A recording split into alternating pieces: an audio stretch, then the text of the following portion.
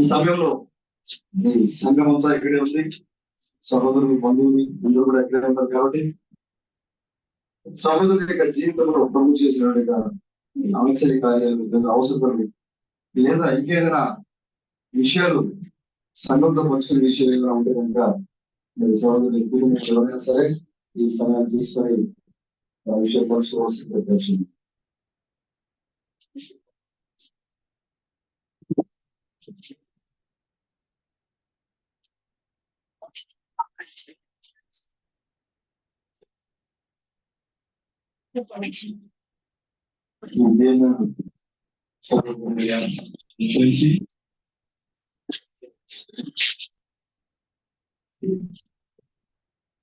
దేవునిచే ఎన్నుకోబడి దేవుడే నివాసమై ఉన్నటువంటి ఆ పరిశుద్ధమైన సహోదరులు మరి ఈ కుటుంబంలోకి వచ్చి ఈ ప్రాంతాల్లో మరొకసారి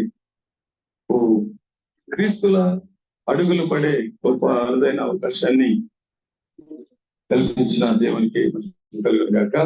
క్రీస్తుల నామంలో మీ అందరికీ వందనాలు.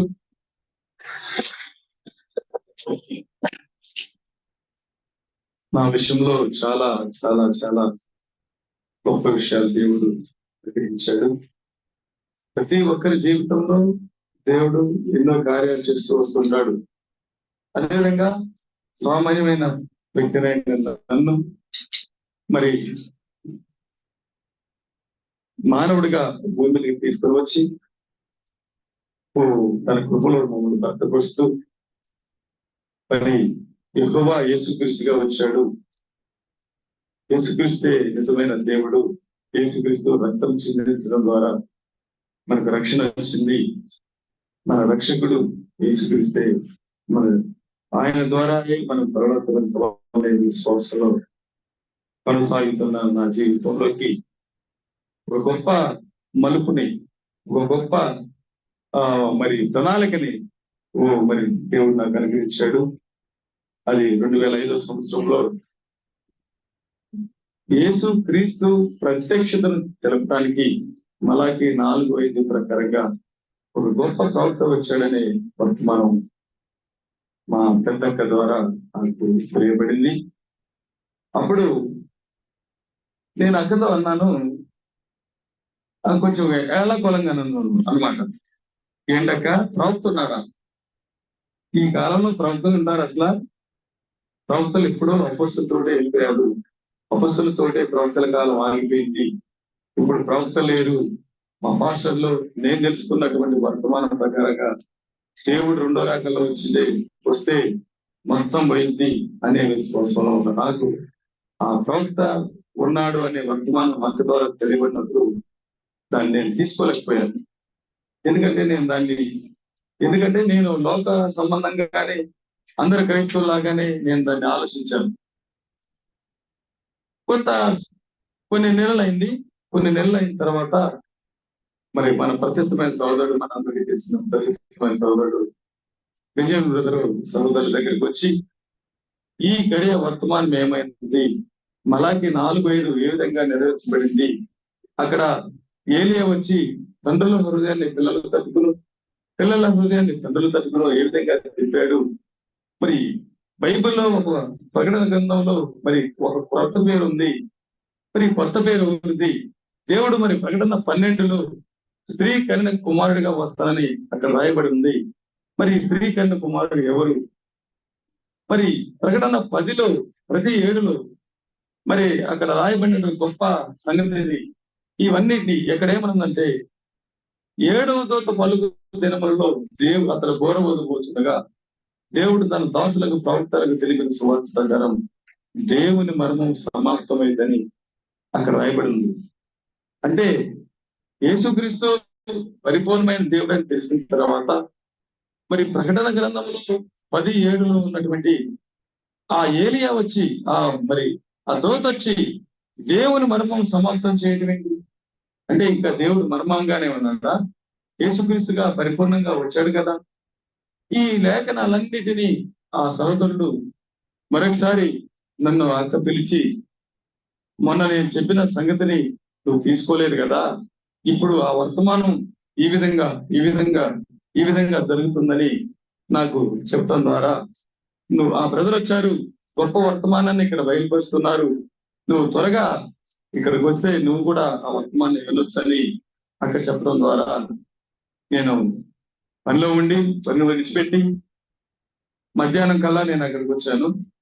ఆ మధ్యాహ్న సమయంలో ఆ విజయం బ్రదరు తన సామాన్లు, వస్తువులు, బట్టలన్నీ చదువుకొని తిరిగి ప్రయాణం వెళ్ళడానికి సిద్ధంగా బస్ కోసం కూర్చున్నారు. నేను నేరుగా బస్ దిగి ఈ బ్రదర్లు, రాజు బ్రదర్ వీళ్ళందరూ అక్కడ కూర్చున్నారు. నేను నేరుగా అక్కడ లోపలికి వెళ్ళాను, వీళ్ళు బయటకి కూర్చున్నారు బల్ల మీద. అక్కడ నేను లోపలికి వెళ్ళగానే నా ఏమిటి వచ్చింది, ఎంత తొందరగా వచ్చేయచ్చున్నా, ఎట్ట వచ్చేయచ్చున్నా, ఏంటి చిన్న అని నా చుట్టూ తిరుగుతుంది. నేను అడిగి తిరుగుతున్నా, మంచినీళ్ళు ఇవ్వక అని అంటున్నా అనుకుంటూ, ఏంటక్క ఎవరు బ్రదర్లు వచ్చారు, ఎంతో వర్తమానం, మరి ఏం జరిగింది ఏంటి అని నేను అక్కడ అడుగుతూ నేను అడిగేదానికి అక్క నాకు ఏ విధంగా చెప్పాలో తెలియక నా ఇంకా కన్ఫ్యూజ్ గా చూస్తుంది. ఎట్లా చెప్పాలి, మొన్న ప్రవక్త ఉండాలని చెప్తేనే నేను తీసుకోలేదు, నేను నమ్మలేదు.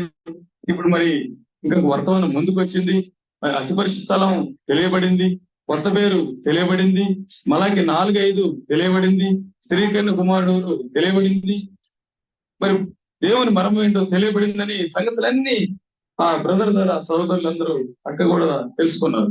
ఇవన్నీ నాకు ఏ విధంగా చెప్పాలి, ఎక్కడ మొదలు పెట్టాలని కన్ఫ్యూజ్ ఉంటే నేనన్నా ఆ అక్క ఆ కన్ఫ్యూజ్ గా ఉన్నటువంటి మొహం చూసి, ఏంటక్క మొన్న నేను వచ్చి ప్రవక్త అని చెప్పావు, ఇప్పుడు ఆ ప్రవక్తనే ఉన్న క్రీస్తుగా చూసావా అని. అక్క షాక్. నిజంగా నేను అట్లా అడుగుతున్నాను అక్కైతే ఊహించలేదు, ఆశ్చర్యానికి గురైపోయింది. నాకు తెలియచిన బ్రదర్లు వచ్చి చెప్తున్నారు, నువ్వు కూర్చొని అని చెప్పి అక్క చెప్పేసి పేర్కొని. అప్పుడు నేను ఆ సోదరులు లోపలికి వచ్చారు, వాళ్ళు కూర్చొని ఫస్ట్ బ్రదర్ ప్రత్యక్ష గుడారం వేసి, మోషే కట్టించిన ప్రత్యక్ష గుడారాన్ని వేసి, ఇది ఆవరణం, ఇది పరిశుద్ధ స్థలం, ఇది అతి పరిశుద్ధ స్థలం. ఆవరణంలో ఒక బలి జరిగింది, పరిశుద్ధ స్థలంలో ఒక బలి జరిగింది, అతి పరిశుద్ధ స్థలంలో మరి మరొక బలి జరిగింది. 3 బలులు ఇజ్రాయేల్ అక్కడ అర్పించారు. మొదటి బలి ఏదెన్లో జరిగింది, రెండో బలి యేసుక్రీస్తుగా బలయ్యారు. మరి 3వ బలి ఎక్కడ జరగాలి, సాయంకాల బలి ఎలా జరగాలి అని ఆ బ్రదర్ నన్ను అడిగినప్పుడు, అప్పుడు దాకా అయినటువంటి వర్తమానం నన్ను కలిగించింది. నిజమే కదా, ఇజ్రాయేల్ 3 బలులు అర్పించింది నిజమే కదా, మరి యేసుక్రీస్తు 2వ బలి అవుతున్నాడు కదా. మరి సాయంకాల బలి, యేసుక్రీస్తు మధ్యాహ్నకాల బలి అయినప్పుడు కాలం 2 భాగాలుగా అయిపోయి, క్రీస్తు పూర్వం ఒక భాగం, క్రీస్తు శకం ఒక భాగం అయింది కదా. ఆయన మధ్యాహ్న కాలంలో వచ్చాడు కదా. ఉదయ బలి ఏదేలోనే దేవుడు జరిగించాడు కదా. మరి సాయంకాలంలో ఈ బలి ఎవరు నిజంగా? మరి కొత్త పేరుంది, యేసుక్రీస్తు నిత్యనమ్మది, మరి కొత్త పేరు ఉంది. యేసుక్రీస్తు ఆల్రెడీ కన్య ద్వారా వచ్చాడు కదా. మరి ప్రకటన 12లో సమస్త జనములను ఎనపదన్నంతో వేయాలనైంది శిశువుడు. ఇవన్నీ ఆ సోదరుడు నన్ను అడుగుతుంటే నా దగ్గర సమాధానం లేదు. ఎందుకు లేదంటే, అప్పటి వరకు ఏ క్రైస్తవ సంఘ పాస్టర్లో కూడా ఈ వర్తమానాన్ని బోధించలేదు, వారికి తెలియదు. దేవుడు ఒక్కొక్క కాలానికి ఒక్కొక్క వర్తమానికుని ఇచ్చుకుంటూ 6000 సంవత్సరం నుంచి ఈ చరిత్ర అంతా జరిగిస్తున్నాడని ఆ సహోదరుడితో, మరి మా ప్రశస్త రాజు బ్రదరు, సల్మాన్ బ్రదరు, అక్కడ ఉన్న బెంజమిన్ బ్రదరు, మరి ఇక్కడ ఉన్న ఐర్నెస్ బ్రదరు, కొలంబా బ్రదరు, సిస్టర్స్, అక్కళ్ళు వీళ్ళందరూ కూర్చొని ఈ వాక్యానికి వాక్యం ఏ విధంగా జరుగుతుంది, నెరవేర్పు ఏ విధంగా జరుగుతుంది, సమస్తము అక్కడ కూర్చొని పరిశీలించినప్పుడు 3వ బలి ఉంది, దేవుని కొత్త పేరు ఉంది. వాళ్ళు సొంత మాట చెప్పట్లేదు, పరిశుద్ధ గ్రంథంలోనే పెట్టి చూపుతున్నారు. కొత్త బైబిల్లో నుంచి తీసుకొచ్చి చూపెట్టట్లేదు, అదే పరిశుద్ధ గ్రంథంలో నుంచి చూపిస్తున్నారు. దాన్ని ఎలా కాదనగలం? నిజమా కాదా? ప్రకటన 12లో స్త్రీకరణ కుమారుడు ఉన్నా లేదా? చూస్తే ఉన్నాడు. మరి ఎవరు తెలియదు. ఇప్పటి వరకు మనకు ఆ వర్తమానమే తెలియదు. అలాంటి పరిస్థితుల్లో దాన్ని నేను తీసుకొని నిజము అని అంగీకరించే గొప్ప మనసును ఆ దేవుడు నాలో ఉంచి ఆయనని విశ్వసించాలంటే ఆయనే దాన్ని చేయాలి. నా అంతటా నేను చేయలేదు. ఆ విధంగా ఆయనే ఆత్మ నాలో ఉంచి ఆయన సహోదరుల ద్వారా తీసుకొచ్చిన ఆ వర్తమానాన్ని నమ్మే విధంగా ఆయనే చేసి నన్ను ఆ కొత్త పేరును అంగీకరించే విధంగా దేవుడు రెండో రాకడలో మొదటి భాగాన్ని జరిగించాడు. ఇంకా ఒక భాగం ఉంది, పౌల పరిచయం ఉంది. ఏలియా మరొకసారి వచ్చి సమస్తాన్ని చక్కబెట్టాలని ఒక వర్తమానం ఉంది. ఇవన్నీ తెలుసుకొని యెహోవా దేవుడు 4,000 సంవత్సరంలో ఇజ్రాయేల్తో ఆరాధించబడిన యెహోవా దేవుడు యేసు అనే మానవుడిగా వచ్చినప్పుడు ఈ క్రైస్తవులందరూ అప్పుడు యేసుని గుర్తించలేదు. ఆ క్రైస్తవులు క్షమించాలి, యూదులందరూ గుర్తించలేదు. ఇదేంటి, యేసు మనకు తెలుసు కదా, వీళ్ళమ్మ వీళ్ళ నాన్న మనకు తెలుసు కదా, యెహోవా అంటే ఆత్మగా ఉన్నాడు కదా, ఆయన మరి అగ్ని స్తంభంలో ఉంటాడు కదా, అట్లా ఉన్న దేవుడు ఒక కన్య మరియ ద్వారా ఎట్లా వస్తాడు, మనలాగా ఎట్లా పనిచేస్తాడు, మనలాగా తింటాడా దేవుడు, మనలాగా పనిచేస్తాడా దేవుడు? వాళ్ళ మధ్యనే తిరుగుతున్నాడు, వాళ్ళ మధ్యనే పనిచేస్తున్నాడు, వాళ్ళ మధ్యనే యోహాను దగ్గర బాప్తిసం తీసుకున్నాడు, వాళ్ళ దగ్గరే అద్భుతాలు చేస్తాడు, వాళ్ళ దగ్గరే చచ్చిపోయిన వాళ్ళు లేపుతాడు, వాళ్ళ దగ్గరే లేని అవయవాలు పొందుకుంటున్నారు, సృష్టిస్తున్నారు. అలా ఆయన పరిచర్య ద్వారా ఆ కాలంలో ఎన్నుకున్న అపోస్తులు అంగీకరించి ఎంతో పోరాటం చేసి వాళ్ళ రక్తాన్ని వాళ్ళ ప్రాణాన్ని ధనంగా పెట్టి 2,000 సంవత్సరాల చరిత్ర జరిగిన తర్వాత ఇప్పుడు యేసుక్రీస్తు అంటున్నారు.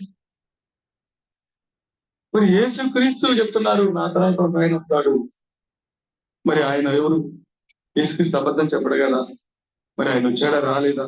ఈ వర్తమానాలన్నీ సహోదరుల ద్వారా తెలుసుకొని యెహోవా దేవుడు యేసుక్రీస్తుగా రావటం మొదటి రాకడైతే, యేసుక్రీస్తు మరొక కొత్త పేరులో రావటం రెండవ రాకడని తెల్లగా సోదరుల ద్వారా తెలుసుకొని క్రీస్తు బ్రహ్మంగా వచ్చాడు.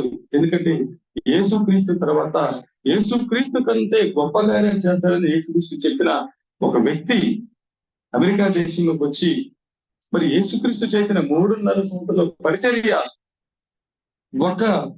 ఒక్క మీటింగ్ లోనే చేసిన గొప్ప చరిత్ర ఈ భూమి మీద మన కళ్ళ ఎదుట జరిగింది. దానికి అన్ని విధాల సాక్ష్యాలు ఉన్నాయి. మరి యేసుక్రీస్తు కొన్ని కార్యాలు చేస్తే ఆయన దేవుడు అయినప్పుడు యేసుక్రీస్తు కన్నా గొప్ప కార్యాలు చేసిన వ్యక్తి ఏమవ్వాలి? ఇవన్నీ తీసుకొని నిజమే యేసుక్రీస్తు రక్షణ వచ్చింది యేసుక్రీస్తు ద్వారా. మరి విమోచన రావాలంటే ఒక వ్యక్తి రావాలి, ఆ వ్యక్తి విమోచకుడిగా ఉండాలి, మన రక్షకునిగా ఉండాలి అని బయలుపరిచి దేవుడు పరిశుద్ధాత్మను నాలో ఉంచి ఆ గొప్ప నిత్య నూతనమైన నామాన్ని అంగీకరించినప్పుడు అనేక శోధనలు చుట్టూ నేను అంగీకరించిన 5-6 నెలలకే నా కుమారుడు చనిపోయాడు. అందరూ మేము ఆరాధించే దేవుడు కాకుండా వేరే ఒక దేవుడిని ఆరాధించవాలని ఈ విధంగా కలిగిందని చెప్పి అన్నారు. అయినా దేవుడు నన్ను విడిచిపెట్టలేదు, అయినా నన్ను కుప్పపోయే విధంగా చేయలేదు. ఆయనే నిలబెట్టాడు. ఎందుకంటే నిలబడింది నేను కాదు, ఆయనే నాలో ఉన్నాడు. ఆయన లేకపోతే నేను లేను.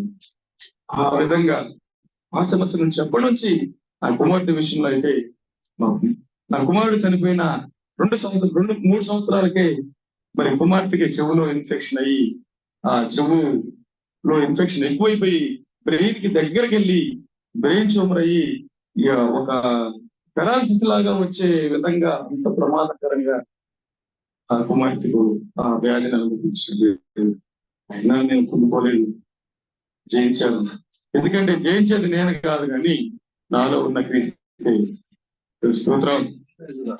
ఆ విధంగా మరి మరొక 5 సంవత్సరాలకు మళ్ళీ అదే మళ్ళీ ఇన్ఫెక్షన్ వచ్చి పెద్ద ఎముకే కట్ చేసి నా ముందే ఆపరేషన్ థియేటర్లో తీసుకెళ్లి ఒక డ్రిల్ మిషన్ గోడ చెక్కినట్టుగా ఒక డ్రిల్ మిషన్ తీసుకొని ఆ చెవులో ఉన్న ఎముకను చెక్కుట చూపించాడు నాకు డాక్టర్. ఈ ఎముక ఇంపార్టెంట్ కదా, ఎముక తయారైతే మళ్ళీ అంటే ఇబ్బంది ఏం లేదమ్మా. ఆ చిన్న వయసులో ఆ చెవుల ఇన్ఫెక్షన్ క్లీన్ చేసేటప్పుడు ఆ ఎముక లోపల ఉన్న ఇన్ఫెక్షన్ ఆ డాక్టర్ గారు తీయలేదు, అది ఎక్కువైపోయి ఇప్పుడు మళ్ళీ 5 సంవత్సరాల తర్వాత మళ్ళీ అది ఇబ్బందికరంగా మారింది.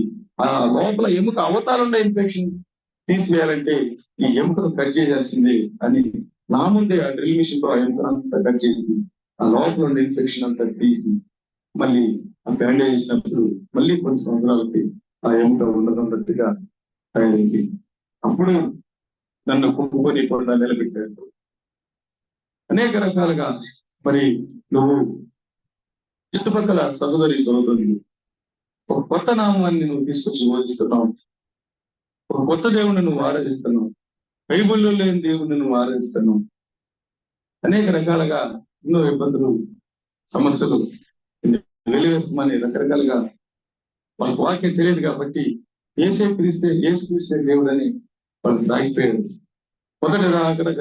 ముందుగా యూదులు యెహోవా దేవుడని వాళ్ళు ఎట్లా యేసుక్రీస్తు నమ్మకుండా ధృవీకరించారు.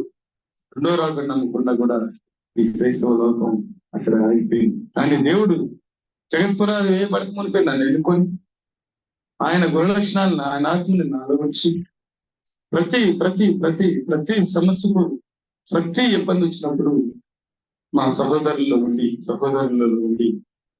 ప్రతి క్షణం నన్ను బలపరుస్తూ ప్రతి ఆపదలో, ప్రతి సమస్యలో, ప్రతి చిక్కులో నన్ను ఆదుకుంటూ వాళ్ళ ప్రార్థన ద్వారా, వారి సహవాసం ద్వారా ఆర్థికంగా, ఆధ్యాత్మికంగా నన్ను నేను ఎక్కడ పడిపోకుండా ఎన్ని సమస్యలు వచ్చినా, ఎన్ని ఇబ్బందులు వచ్చినా నా వెంట ఉండి మేము క్రీస్తు ఆత్మను కలిగిన వారమని వారి క్రియల ద్వారా నిరూపించి నిజంగా నేను క్రీస్తులు కలిగిన సంఘంలో ఉన్నానని గర్వంగా నిలబడుతూ నాకేది ఏది ఏది ఏది అడ్డు రాదు.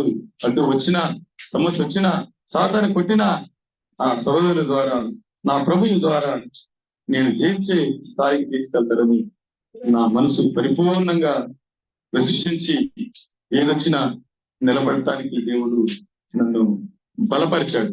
వాక్యంతో బలపరిచాడు, సహోదరుల సహవాసంతో బలపరిచాడు, సహోదరుల ప్రార్థనతో బలపరిచాడు. ఎంతో గొప్ప జీవితాన్ని, ఎంతో గొప్ప వాక్యాన్ని, ఎంతో గొప్ప సహవాసాన్ని ఆ గొప్ప దేవుడు నాకు ఇచ్చినందుకు నేను చాలా సంతోషపడుతున్నాను. నా ఆశ ఏంటంటే నా సహోదరులు ఉన్నారు, నా రక్త సంబంధికులు ఉన్నారు, నా స్నేహితులు ఉన్నారు, శ్రేయభిలాషులు ఉన్నారు. అందరూ కూడా ఈ సత్యాన్ని తెలుసుకుంటే ఎంత మంచిది, ఎంత బాగుంటుంది. పరలోకము